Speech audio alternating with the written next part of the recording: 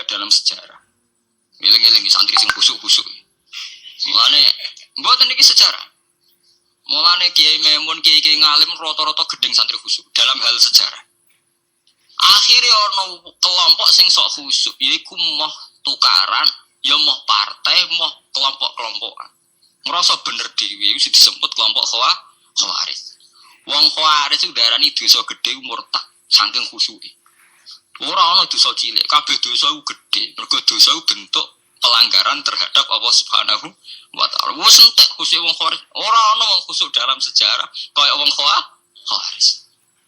Tapi saking khusuke duwe akibat Ali yo darani salah, Muawiyah yo darani salah. Ya kok wong saiki PKB darani salah, PKNU darani salah, NU darani salah, Muhammadiyah darani salah. Dene mau klunak-klunak ning kamar ora tau ge madrasah, ya ora tau mulang ngaji. Paham nggih? Ya ora tau dadani umat, mau pertuntang-pertun. Iku Khawarij, niku jenenge apa? Khawarij. Saelek-eleke partai iku sering duwe paguyuban, ngrudak-gruduk istighosah mbok gawe sekolah. Saelek-eleke partai. Saelek-eleke ormas yo sering gerakno masa nganggo kebaikan. Tapi sak soleh-soleh wong dhewean paling klunak-kluk. No. Misal ning nggo madrasah dhewe, nek ora gawe proposal yo. Nek ora ngono donyane entek, padahal donyane mung sapi guru entek. Iku nggo pondasine tok ora cukup. Nggo pondasine tok mboten apa? Cukup. Wes wong soleh paling apik sak donya, umpama niat gawe masjid lho. Ndadekno pondasine tok tanpa gredok ora ngarah cukup. Ada sing rapati soleh lewat partai proposal sana sini masjidnya jadi mewah boko duit subhat bok haram wabang boh hijau bos. Akhirnya wong Khawarij gawe satu kelompok sing ngalalno darai Ali yang ngalalno darai Muawiyah. Akhirnya matek dipateni wong Khawarij. Sampai sekarang para teroris, para bom bunuh diri itu rata-rata berangkat dari orang yang sudah anti sama kepartaian, anti sama golongan, merasa suci sendiri, kemudian banyak terjadi bom bunuh diri dan sebagainya. Itu sejarahnya panjang. Memang samu gampang tapi urip ya. Sebab itu semenjak itu sudah ulama-ulama itu tidak senang sama orang yang merasa sok suci sendiri, benar. Loh, saya sering ditanya, Gus, sampean itu kan tidak berpartai. Terus kalau organisasi di Indonesia yang kamu ikuti apa? Tak jawab. Asal NU atau Muhammadiyah itu mayoritas. Saya hanya ada di antara dua itu. Asal mayoritas, masih mayoritas.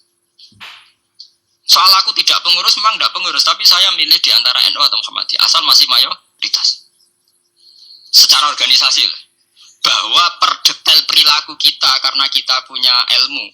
Ya mungkin kita punya kekhasan-kekhasan sesuai kapasitas masing. Tapi kita harus milih salah satu NU atau Muhammadiyah. Karena ya Nabi sering pesan ba'irul muslimin wa man sadda fin nar alaikum bil jamaah fa inna yadawahi ma'al jamaah wa man sadda fin nar. Kamu harus ikut kelompok mayoritas. Kamu enggak boleh hidup sendiri. Wa man sadda fin nar, yang merasa benar sendiri masuk neraka. Ya karena itu tadi ada madrasah karena dibikin kelompok NU. Nanti ada sekolahan modern yang menjadi izzatil Islam wal muslimin melawan wong Kristen atau wong fasik ya sekolahan Muhammadiyah. Ngerono madrasah, ono turutan, ono lagar penceng, jasane wong ono sekolahan sing iso bersaing mbek non muslim wae Muhammad. Ya itu saja kita. Karena kalau tidak direduksi begini, kita akan ikut kelompok-kelompok kecil yang merasa benar sendiri. Misalnya kelompok-kelompok yang kecil-kecil sing aneh-aneh. Itu kan mereka lebih orisinil. Tapi saat orisinil kelompok kecil tuh luwih ngeri. Misalnya kayak kemarin ada kelompok An-Nazir. An-Nazir mungkin dia bisa ngepas no dawe Nabi yang sing rambutnya diping nih, sing tenggene japos bodone beda mek bodo kita. Saya tuh pernah melihat di Metro, ini cerita intelektual, pernah lihat di Metro wawancaranya ketua Jamaah An-Nazir. Itu dalam banyak hal memang mereka ingin memiripkan sama Nabi. Misalnya rambut dipilok diping. Dalam sejarah sampean takok ahli hadis, memang Nabi Sayyidina Umar Bakar tuh rambutnya apa di apa itu disemir. Mereka kalau sholat isya itu akhir, katanya Nabi kalau sholat isya sulusulen dan sebagainya. Tapi apa sisi yang dari itu terus kemudian merasa persis Nabi? Wong Nabi itu macam-macam. Beliau hidup itu berapa tahun? 23 tahun. Semenjak beliau jadi Nabi itu ngalami kenabian pinten 23 tahun. Dan itu punya ikhwal-ikhwal yang rawan ada nasa mansuh. Seperti sekarang di Pondok Indramayu, di mana-mana ada satu kelompok yang nganggep kehidupan sekarang itu adalah periode Makkiyah.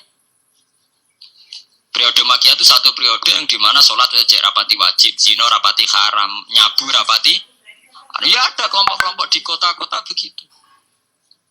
Di kota-kota juga banyak orang yang sama orang zina itu biasa, sama orang nyabu biasa. Mereka sendiri tetap mengharamkan zina, tapi nggak perlu dilawan. Sehingga polemik ketika FPI begitu, ada yang mengatakan periode sekarang itu mirip Makkiyah, di mana kemungkaran nggak perlu dilawan, yaitu bil hikmati wal mau'izatil hasanah. Ada orang yang menafsirkan Islam sekarang itu sudah periode Madaniyah, sehingga kemungkaran harus dilawan. Yang kayak FPI itu yang anggap sekarang sudah periode Madaniyah.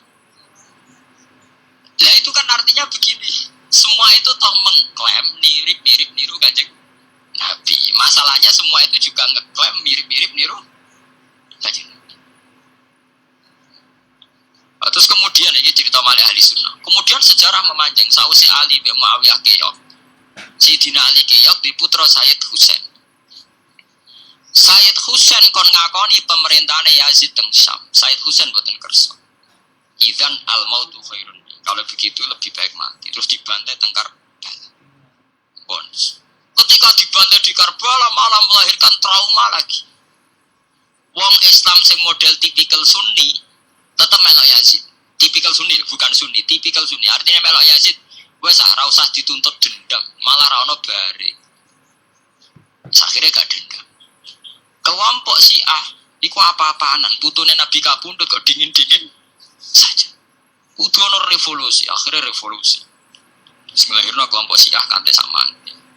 Karena kelompok Syiah itu berangkat dari tragedi Husain, semua penanggalan Syiah mengacu 10 Muharram di tanggal kabudute Sayyid Husain, dan revolusi Syiah selalu mengacu kebangkitan Sayyid Husain.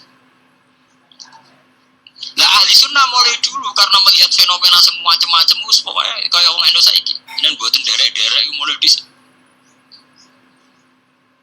Begitu terus sejarah sampai lahirnya sejarah intelektual. Nah sejarah intelektual sejarah paling nakalan, jadi mau resiko. Terus ujuk-ujuk jadi sejarah intelektual, yaitu yang diikuti kados Basim Asari, Bafadol, ulama-ulama. Terus wonten panduan ahli sunnah secara gampang. Artinya secara gampang begini, ahli sunnah itu siapa? Orang yang dalam bermadzhab fikih mengikuti ahadul madzhab al-arba.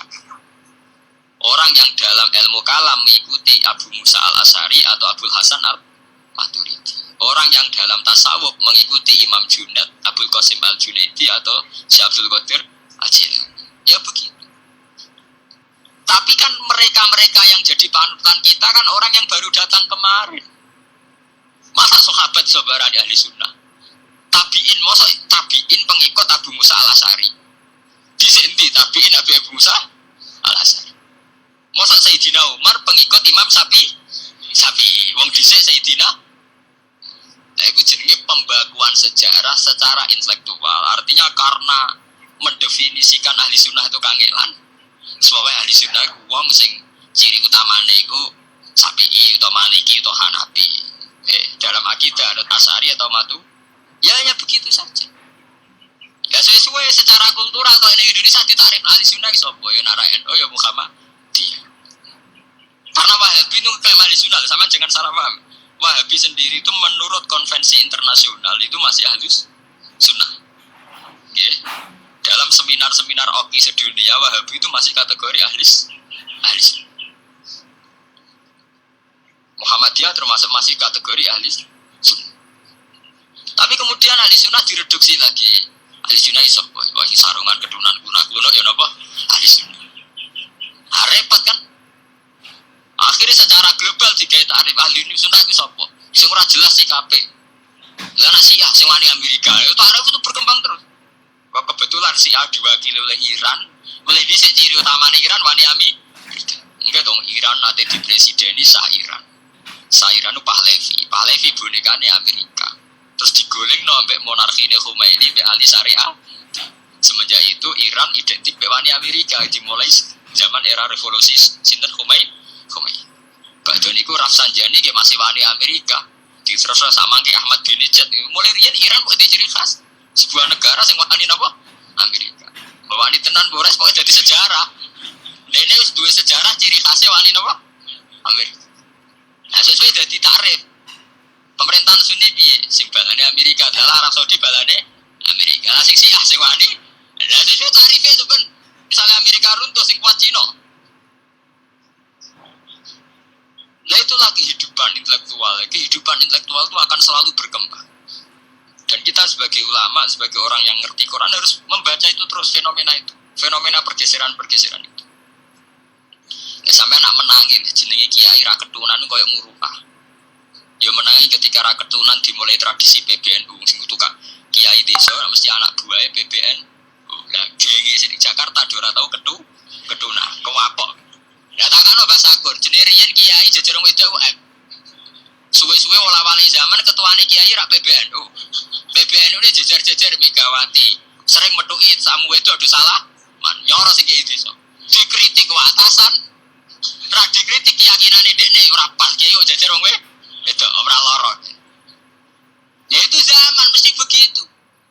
Kiai desa ngrasa nak lunga ora kedunan UM, ketuane kiai di Jakarta ora ana sing kedunan. Cara desa kiai jagoan mbek wong wedok iku ketuane kiai sini Jakarta ya ora trimo jagongan koalisi. Ya itu kehidupan intelektual. Kita harus lapang dada berani membaca itu. Itu fakta. Kowe ora usah dadi khawarit karena kecewa terus dadi napa? Khawarit. Kecewa Pak Hasyim Asy'ari, kecewa Gus Dur terus dadi khawarit klunak-klunuk mbek gremang-grem. Enggak bisa.